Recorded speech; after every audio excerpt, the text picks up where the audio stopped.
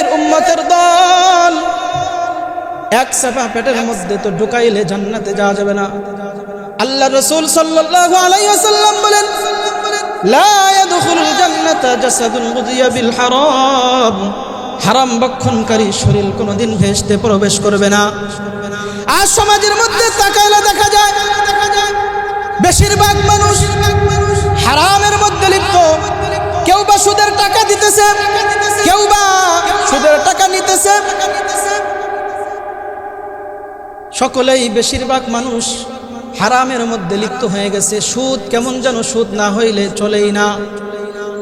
যে গরিব মানুষ আসে, যদি জিজ্ঞাসা করা হয়, ভাই কিস্তিতে টাকা উঠাইও না, কয় যদি কিস্তি নাই উঠাই হুজুর তাহলে কেমনে চলবো, বলে কি বলে না। কিস্তিতে টাকা উঠে এরপরে ভ্যান কিনতে হবে। গরিব মানুষের এই অবস্থা হয়ে গেছে। কিন্তু বাজান, আল্লাহর নবীর সাহাবীরা কত কষ্ট করেছেন, তারপরও একটা হারাম তারা খান নাই। হযরতে আলী রাদিয়াল্লাহু তাআলা আনহু কত কষ্ট করেছেন, তারপরও তো কোনোদিন হারামের ভিতরে যান নাই। কত কষ্টের সংসার, একদিন খেয়েছেন, আবার তারা 3 দিন না খেয়ে থাকছেন, 2 দিন খাইছেন, আবার 3 দিন না খেয়ে থাকছেন। তারপরও তো সংসারের মধ্যে কোনো অশান্তি আসে নাই। কিন্তু আজ সমাজের মধ্যে তাকাইলে দেখা যায়, স্বামীর যদি ইনকাম কম হয়, স্বামীর যদি একটু ইনকাম কম হয়, বিবি স্বামীকে গাইল পর্যন্ত দিয়ে ফেলায়, ঠিক কিনা? কয় কি আনছো সদাই করে, গুড়া মাছ কিনে আনলে পরে ফিক্কে মারে মুখের উপরে, আছে না নাই? কিন্তু কোন সময় ভাবে না আমার স্বামীরা কতটুকু ইনকাম করে, কয় টাকা ইনকাম করে, এই দিকে খেয়াল রাখতে হবে। যারা মা বোনরা যারা আলোচনা শুনতে আসছেন, একটু খেয়াল করেন, স্বামীকে অত প্রেসার দেওয়া যাবে না। স্বামীর ইনকামের দিকে আগে তাকাইতে হবে। স্বামী কত টাকা তার ইনকাম, তার চাইতে যদি তোমার চাহিদাটা বেশি হয়, তাহলে তো স্বামীর সুদ খাইতেই হবে, তাহলে তো স্বামীর ঘুষ খাইতেই হবে। আজ বেশিরভাগ মানুষ সুদে ঘুষে জড়ানো একমাত্র বেশিরভাগ মহিলাদের কারণে।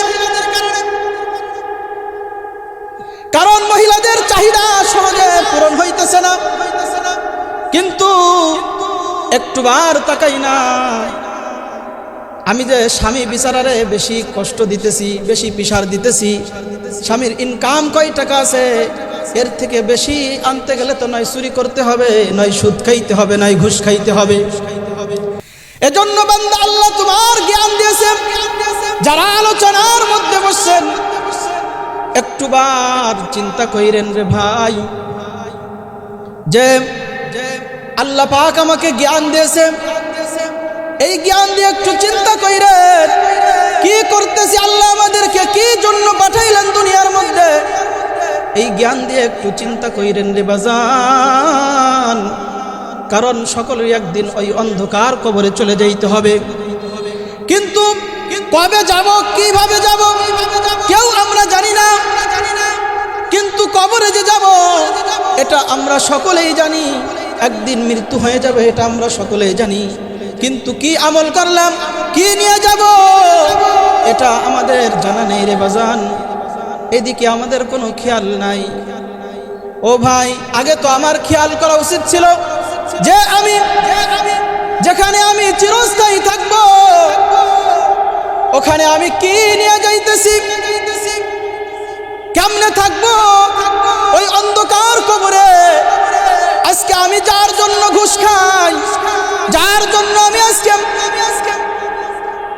অবৈধভাবে টাকা ইনকাম করতেছি, বাপে চিন্তা করে আমি যদি মারা যাই আমার ছেলে কেমনে চলবে, আমার ছেলে কিভাবে দুনিয়ার মধ্যে কিভাবে থাকবে, কিভাবে ভালো করবে, এই চিন্তা করে বাপে সুদ খাইতেছে, বাপে ঘুষ খাইতেছে, সন্তানের চিন্তা করতে কথা কন না কেন?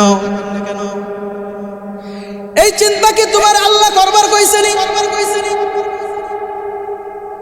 রিজিকের মালিক কে? জোরে বলেন না। রিজিকের মালিক হলো আল্লাহ। আল্লাহু খায়রুর রাজিকিন। আল্লাহ বলেন রিজিকের মালিক আমি আল্লাহ। তোমার তো টেনশন করা লাগবে না, তোমার সন্তান কিভাবে খাবে, কিভাবে চলবে, ওই টেনশন কইরা তুমি সুদের টাকা লাগাইয়া সন্তানের জন্য বিল্ডিং করতেছো, সন্তানের জন্য অট্টালিকা করতেছো, যেই সন্তানকে এত মায়া করতেছো, এত মোহাব্বত করতেছো, আজকে যদি তোমার মৃত্যু হয়ে যায় তাহলে ওই সন্তান তোমার সাথে কিন্তু কবরে যাবে না।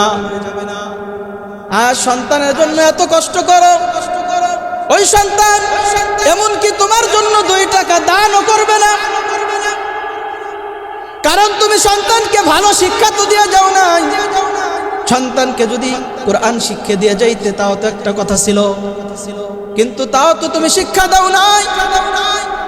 তুমি মারা যাওয়ার পর সন্তান তোমার খোঁজ নিবে কিনা এটা সন্দেহের ব্যাপার, কিন্তু আজ সেই সন্তান করে কতই না কত কিছু করতেছো তার জন্য।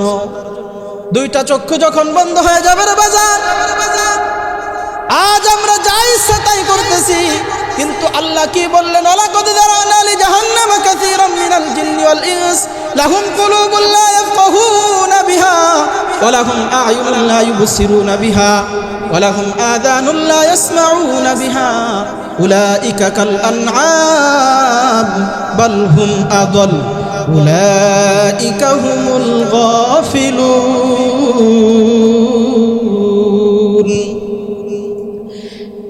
আল্লাহ পাক রব্বুল আলামিন বলেন, যাদেরকে জ্ঞান দিয়েছি, যাদেরকে কলব দিয়েছি, কলব দিয়ে আমাকে ভাবে না, যাদেরকে আমি জ্ঞান দিয়েছি ওই জ্ঞান দিয়ে আমার নিয়ে চিন্তা করে না, যাদেরকে আমি কান দিয়েছি ওই কান দিয়ে ভালো জিনিস শুনে না, যাদেরকে চোখ দিয়েছি ওই চোখ দিয়ে ভালো জিনিস দেখে না, আসলে তারা দেখতে মানুষ হইলেও আসলে তারা মানুষ না।